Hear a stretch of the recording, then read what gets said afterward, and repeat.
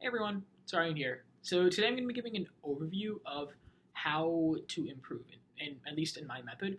And this is often the method I use for cubing coaching and giving specific instances. So I'm going to be giving an overview of what I feel is the best way to improve in cubing or really anything, and then apply it to something I did recently, which is switch from cross on right for 4x4 Yao to cross on left. And I'm going to explain how I did that. So, an overview of the method is as follows. So, I would do a solve, right, or I would watch a solve, and I would say, okay, what are my weaknesses in that solve? And I would try to figure that out. So that could be, I mean, if I see a lot of, let's say, pausing, or I see a lot of bad move choices when I see something, a better option in the vicinity of my solve, I may identify it directly. Or if I'm not sure, I could do the solve, and then I can go watch a pro solve, and I can compare. All right, well, let's see, how did I do this, and how did Felix do it? Is there something different? What is different about that?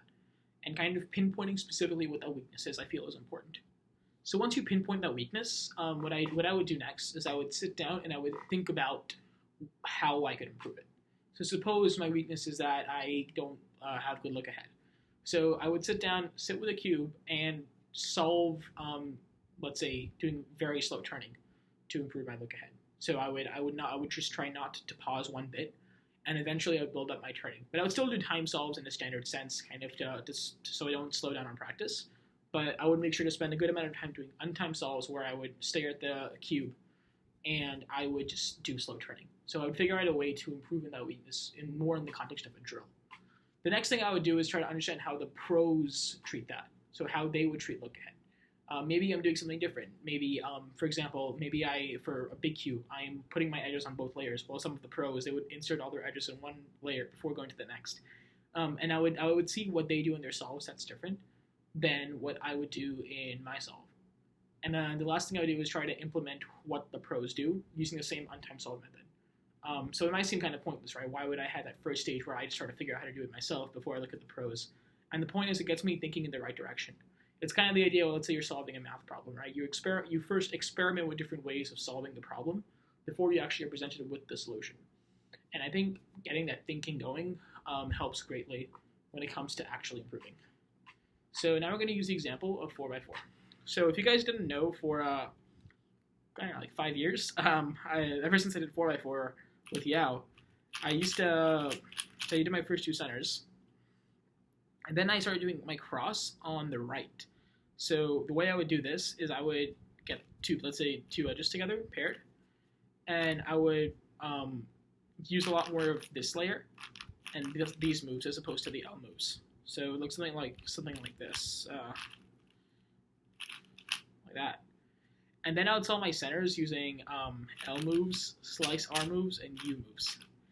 So something like this.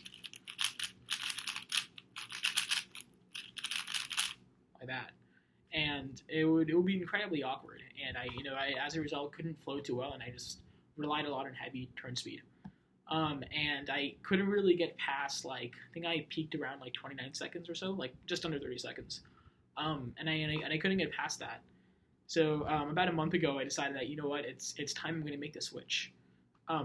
But as someone who's been doing this for a while, and not only that, like if I were doing cross on right, but I were solving using these L moves and U moves, let's say for centers, I wouldn't have a hard time switching because I just needed to rotate the cube and then kind of mirror the moves I make. But the issue was that the choice of moves I had were entirely different. And that isn't kind of something that you can just mirror. So I had to learn what good move choices were. So I'm going to go step by step through what I did in order to make that switch.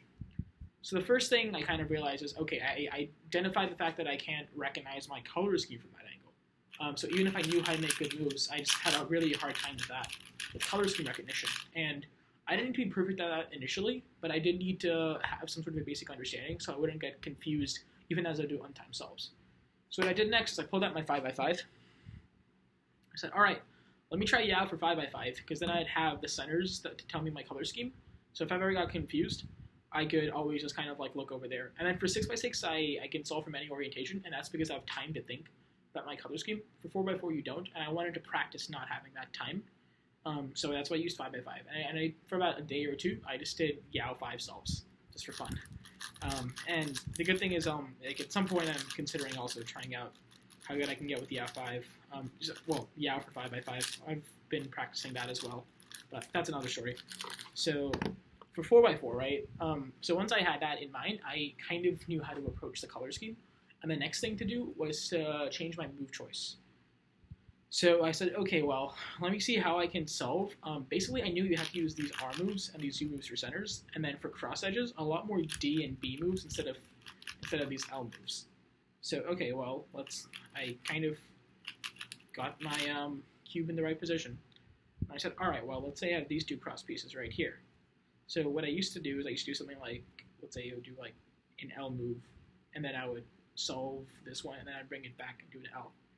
But I said, all right, how do I do it with R moves like that, and then not moving the space at all? So actually, doing L moves isn't horrible, but it's a bad habit I had where I overuse the L face. Just how I overuse the slice during the centers. And I wanted to see how we can do a solve without using the L at all. So okay, I did this. Oops. So I did an M. Then a B like that. Right? And then the next thing, I wanted to see how well I can solve without using any L moves. And I wanted to just think about making sure this side is locked.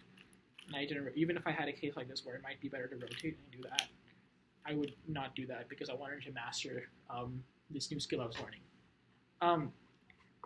The next thing I wanted to see is, okay, well, I knew that my slice was a bad habit, so I tried solving centers entirely without doing a slice. So this meant something like that.